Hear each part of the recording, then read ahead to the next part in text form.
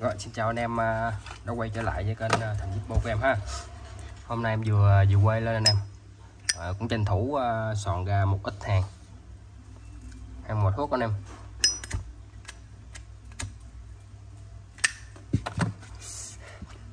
Soạn ra tầm 10 cây, vừa làm xong luôn anh em. Em vừa làm vệ sinh xong rồi em đăng lên luôn. Rồi, quy tắc giao dịch bên em là nhận chuyển khoản đủ em bao ship nha anh em. Cọc thì cọc giúp em 100.000 em đi hàng ha. Rồi em vào vấn đề luôn.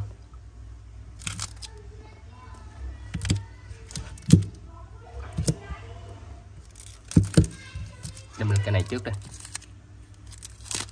Lô này lô mồi thuốc không nha anh em, lô hàng mồi thuốc thôi. Rồi em lên cho anh em một cây mạ bạc ha. Mạ bạc 503 nè.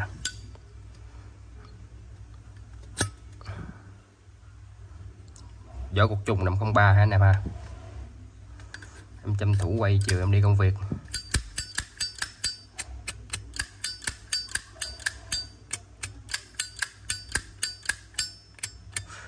Cứng cáp nha anh em ha. Cứng cáp, một cây mạ bạc 503, tình trạng đẹp, không cắn không móp ha. Đây có dăm kim nhẹ chỗ này nè, kim tâm nhẹ rồi ha. Rồi ra thì ok nha anh em.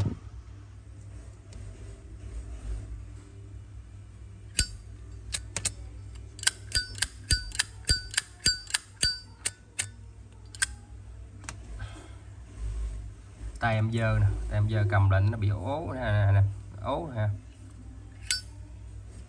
Rất là đẹp nha anh em.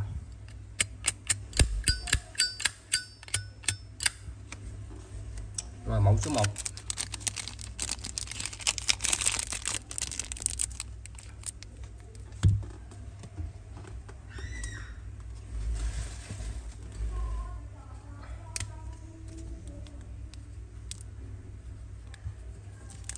Ba trăm hai.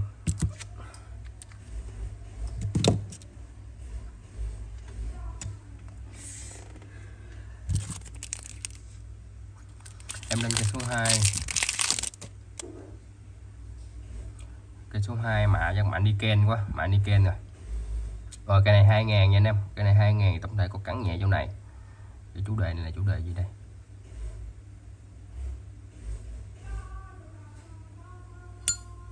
Em không hiểu chủ đề luôn ha.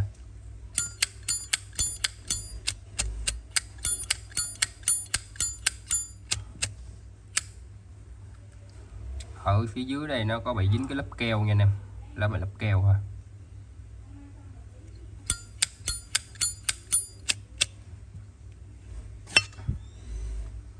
Rồi cục 2.000, vỏ 2.000, vỏ cục trùng nha anh em ha, cục trùng.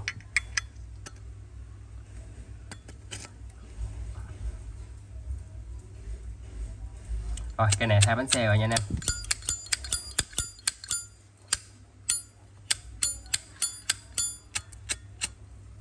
Cái này 2 bánh xe rồi. Chủ đề đại bàng, chủ đề đây. Trước khi quay clip em quên tra cái chủ đề này ra, chủ đề này cũng hay á anh em. Mà em quên tra chủ đề này em không giới thiệu cho anh em được.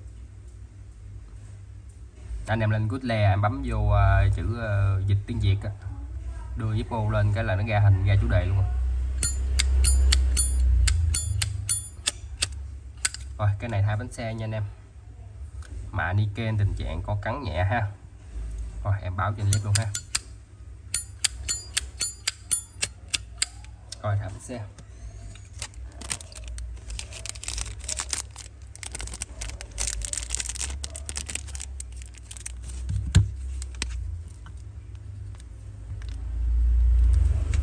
Trăm.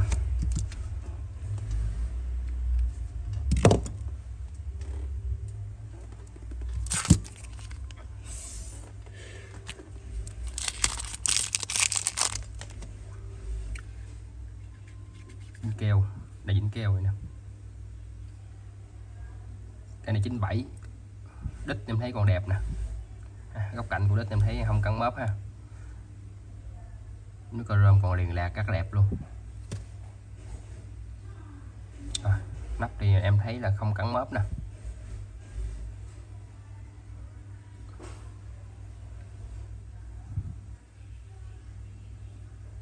Một cây trơn. Rồi nêu luôn, quên đó, cái này nêu luôn.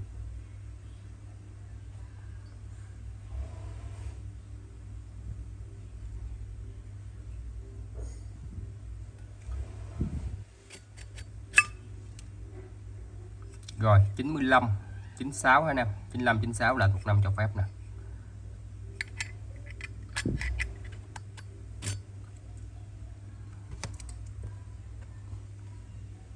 Còn bụi hãng nha anh em, cái niêu nha anh em, chưa chạy buồn đốt nè.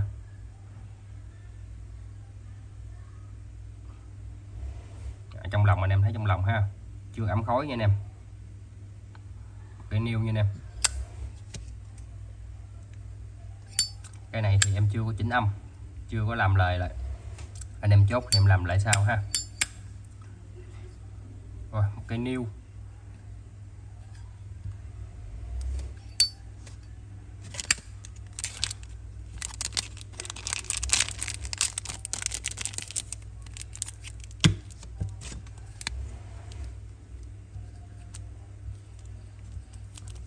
Sáu trăm niêu trơn nha anh em.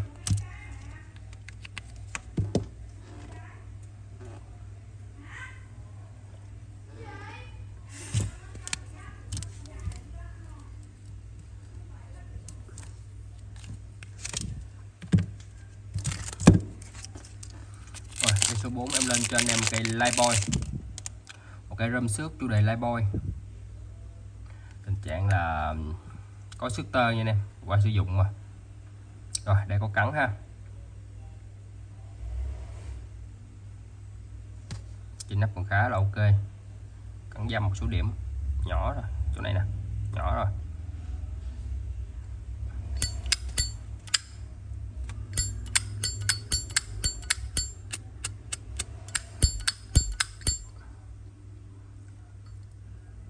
Tổng thể nguyên zin nè, chưa sửa chữa thay thế, gột 2000 nha anh em, gột 2000, trùng tháng trùng năm ha, gột 2000 trùng tháng trùng năm, đẹp.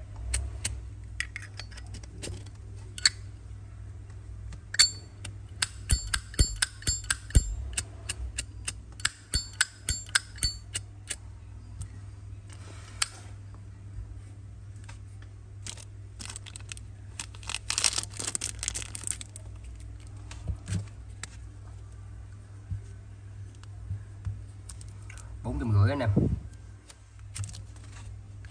La Mã nha anh em, La Mã 2000.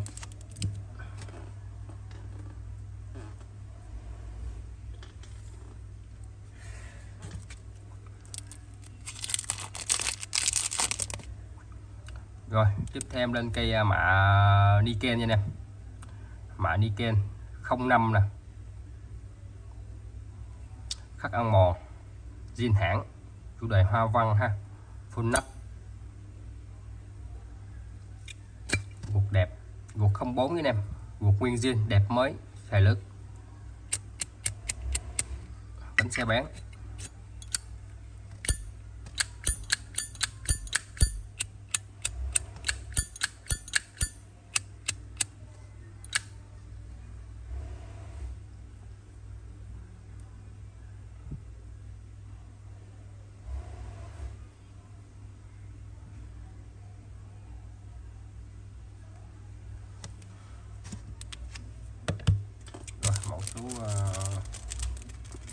Số 5 nè, số 5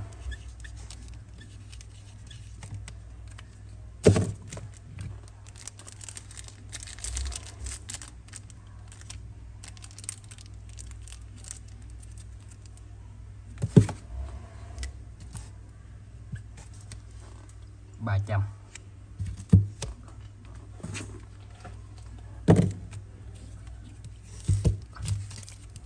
Rồi cây lên cây số 6 nè, em lên cho anh em một cây Canada 13 hàng chữ Ontario nha anh em. Cây này tình trạng còn khá là đẹp, nhưng là hàng xưa nó có cắn một số điểm nè.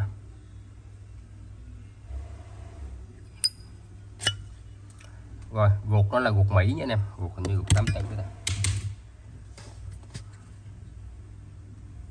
mỗi bên 3 vạch, mỗi bên 3 vạch, tình trạng nguyên zin nè.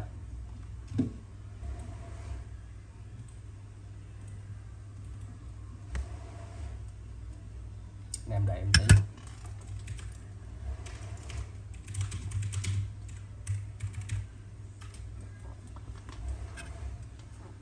ở bên ba vạch nha anh em. Đó, dây động 8x mà không biết 8 mấy đây để em coi.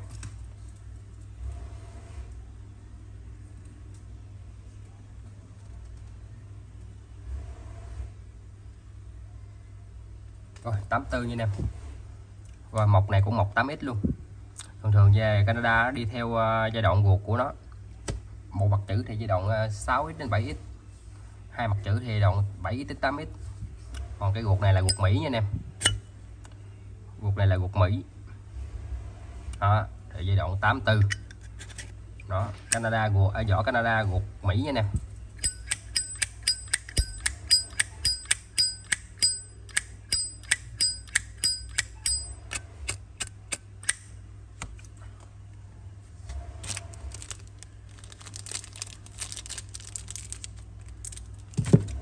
Rồi, 1/6.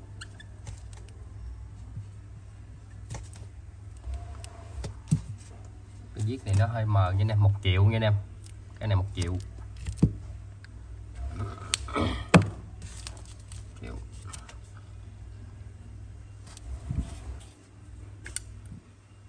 Này thì niêu, bọc da niêu.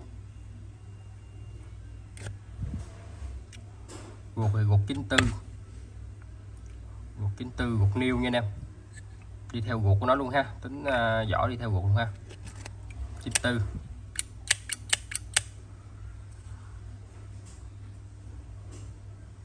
Vỏ đốc da trong lỡ như nó tàu chiến hay là tướng gì rồi sao anh em ha. Đó, một da rất đẹp ha. Tình trạng niêu nha nè.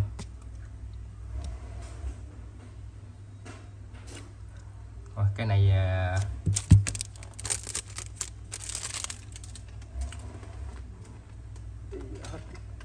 hết bọc rồi.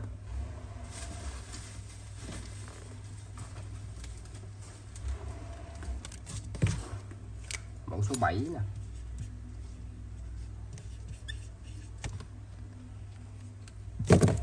Để cho anh em 700 thôi. Niêu. Ở ra trong anh trong nó chủ đề là ngay hên luôn. Dở ra bên trong chủ đề Zippo nó thứ nào chị nói.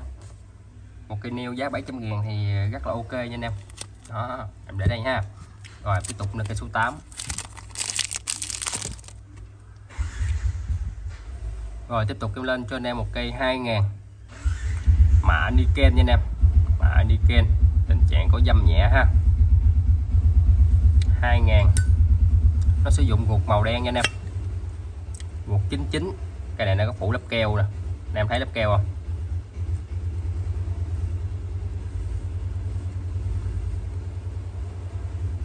Đó.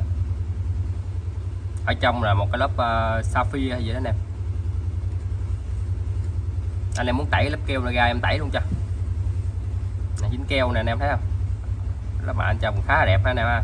Nó ra như guộc copper vậy đó. Khác gì hết. Dính keo. Để xuống lép mình tẩy lớp keo này ra cho đẹp ha. Đó. Guộc 99 nha anh em.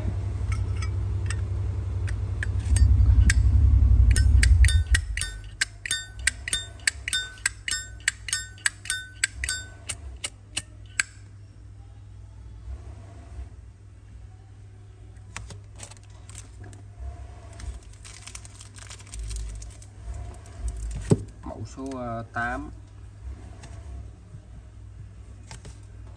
450.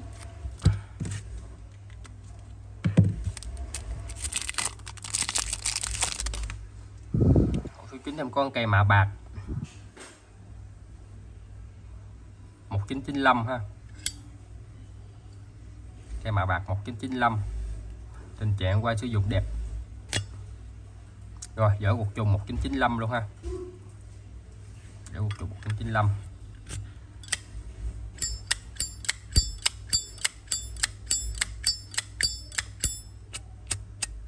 Bánh xe bán âm hay, tổng thể cứng cáp nha anh em. Một cây chủ đề về New York nha. Một cây chủ đề New York. À.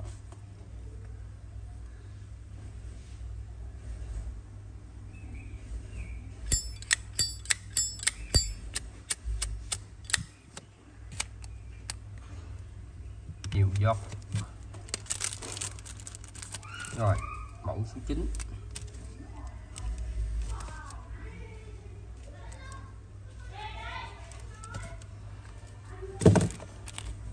$500.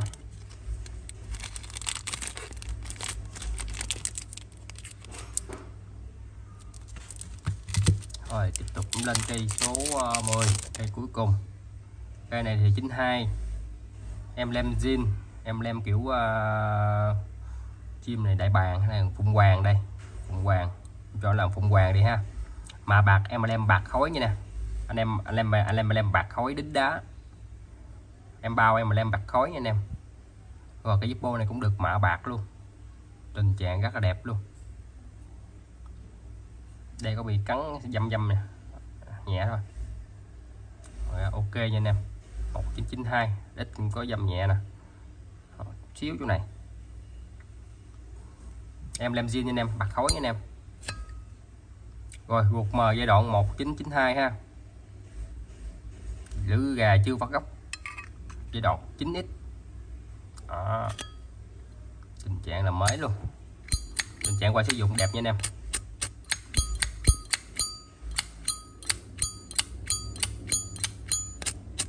Rồi tổng thể của nó là nguyên zin nha anh em. Cái tay em giơ cầm lên bạc nó bị lên sình nữa anh em. Đó. Chưa rửa. Đó, lắp bạc còn khá là đẹp nha anh em.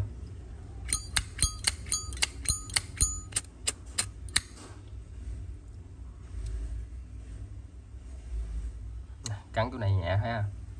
Rồi 1992. Em lem này bạc khối 100% nha anh em. Không có nghi vấn nha, em mà không nghi vấn. Bạc khối luôn á.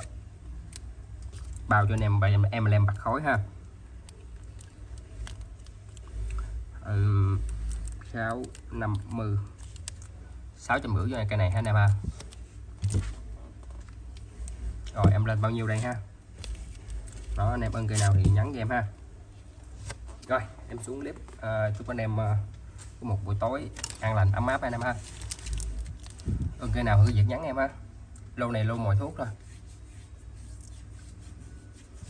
Rồi tạm biệt anh em, bye bye anh em, hẹn anh em ở clip tiếp theo ha, bye bye.